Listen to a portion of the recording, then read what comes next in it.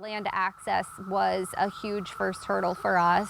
We started off and still are committed to our farming endeavors because this is the lifestyle we really enjoy. You know, we really enjoy living here, being here, being able to, again, utilize and capitalize upon what we have to be able to elevate our entire community. That's what we really want to do. Land access was a big thing. Where we live in Northwest Indiana, it's developed land. Everything is at developed land price. There is no regional plan for preserving farmland, and the efforts to preserve farmland have only recently begun and are very new. We were lucky to be in the right place at the right time to get our land on auction, but I know so many farms that have really struggled to get good farmland. I was always told you either get a good location or good soil, you never get both. You kind of need to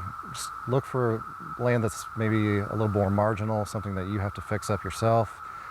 So something that the larger farmers don't really want, you can get for a fairer price. It's very difficult to afford farmland. It's very expensive. So we really struggled initially to get farmland. Eventually we wound up purchasing 30 acres, majority of which was wooded, but we adapted and we were able to come up with agricultural products that we can get from the woods. We're creative and are still being very creative in what we're doing here. Would it be easier if we had tillable land? Possibly. But, you know, for us, this is the path that we've taken, and hopefully this shows that it can be done. But again, it's a challenge. We have really worked on the soil here and had a great agronomist. We went from a list of about 15 things that we had to put in the soil to help get production up. And this past year, when we got our soil test back, the agronomist gave us like 1 or 2 things that needed to be amended to the soil. But that was a challenge. Our land access was tied up with invasive trees and invasive shrubs, and we've taken some steps to help get rid of a few of those this year. We're going to be improving the drainage on this site by that harvested topsoil. So we're kind of taking care of those issues as we go along. And it's just a work in progress, and we're slowly progressing to those goals. When you're really diversified and growing a lot of different crops, I don't have a whole acre or half acre at a time that's ready to go. So how can we incorporate cover crops in a rotating kind of system and build that fertility in a way that doesn't pull land out of production when I could be making money off of it in lettuce or spring crops or winter crops?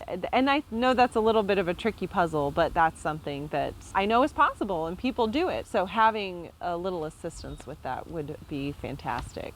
We do not have access to a well here. We don't have that kind of flow. There's no aquifer right below us.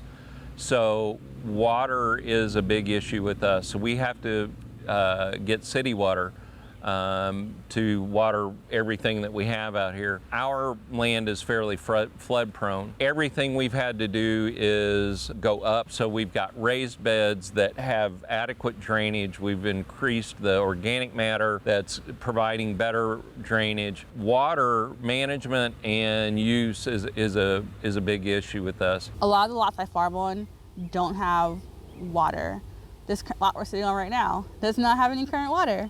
And the city is telling me it's going to be like $7,000 to get water installed. And then on top of that, paying the monthly water bill. So that is an option that we can't use. And so it's figuring out more sustainable ways and more alternative ways to fund that and get water at the site to actually grow the vegetables. And then the other sites, one site's next to my house, so that one has water easily. The third site, I have to run like 100-foot long hoses just to get to the garden. And then 2 more 50-foot hoses just to actually water the garden. I've never really owned land. I don't know what to really look for in an ideal plot. We've considered expanding. I don't know what that would look like in the future. My conundrum with land access is just what's the best way to go about it. Like I could go purchase a land, an acre, get a loan, purchase some acres, but I don't know if that's going to be ideal. We need it to be close to the market so we don't have to drive several hours to get to the market. I'd be concerned about flooding, pest pressure, spray, neighbors spraying, and finding labor if we go to a bigger plot. It's going to have to be further away from town. When we were in Iowa,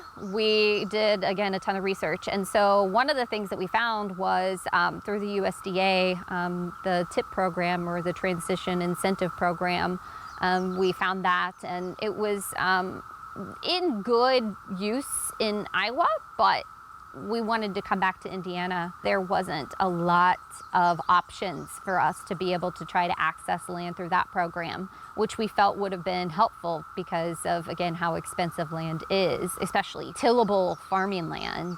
We're going to increase our land size and increase our production. We want the house with 5 to 10 acres on it. And so not just the challenge of purchasing it, but preparing for such a move. You're going from a total of maybe 700 square feet to 5 to 10 acres. What's the process? What equipment do I need to have? When should I start to prepare? This is the first year we've really come across needing to grow something that we needed some separation. We've been doing really well with mentoring other farmers or setting up relationships and partnerships with other farmers so that we could have a product that might cross-pollinate with something here on the farm, just having 2 acres here. We can find someone else that would grow that product and aggregate from more than one farm. The way we've grown organically was we kept adding on sites. And so now I think we're at a really good size within all 3 of our sites.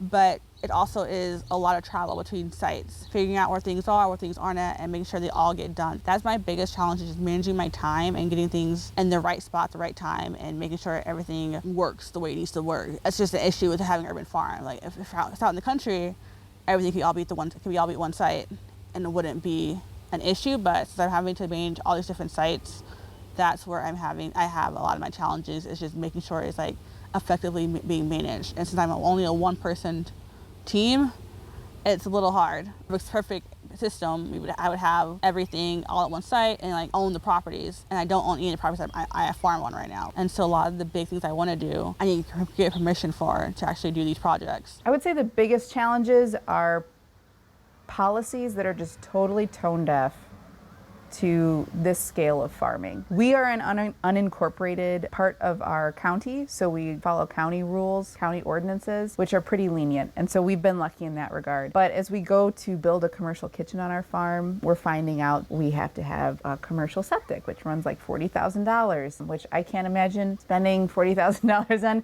anything for my farm and ever making that return. So that's kind of been the biggest struggle, is knowing that we need these big capital investments, and there are some programs to help, but for the most part the policies in place and the support structures are just not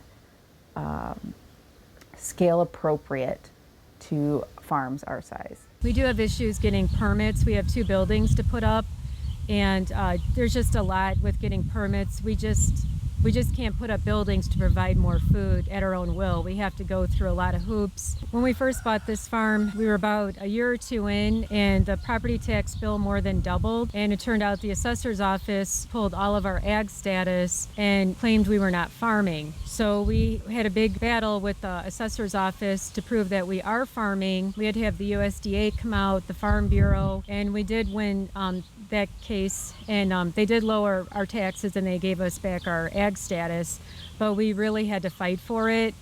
Now we've got areas that are not, we are residential status, not ag status, that need to be corrected. So there's problems with our property taxes still. I have to get permits for everything I do out here. For my shipping container I'm buying, I need a permit for that because it's a permanent structure now. If I'm building up the water system, I need a permit for that. One of the challenges is being able to navigate several systems, whether it's city, county, and state regulations, because they're all very different. Maybe like extension could help us be better with like just educating us on like as farmers about the different permits and zoning laws that are required to do different things, especially in the city, because like I didn't realize all the permits I need to get. I wish they would like, when there are all these vacant lots around the city and someone wants to buy it to put a farm there, urban farm there, zoning of the city like just says, okay, that's a valid use of this property. While housing is great, it should be farming should be considered a valid use of a vacant lot.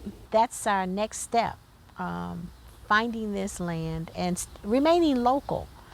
Because we've established these relationships here, we've helped to create a food system to feed our people, and we have quite a following. They look for us, and so we want to remain here and continue to help grow this system.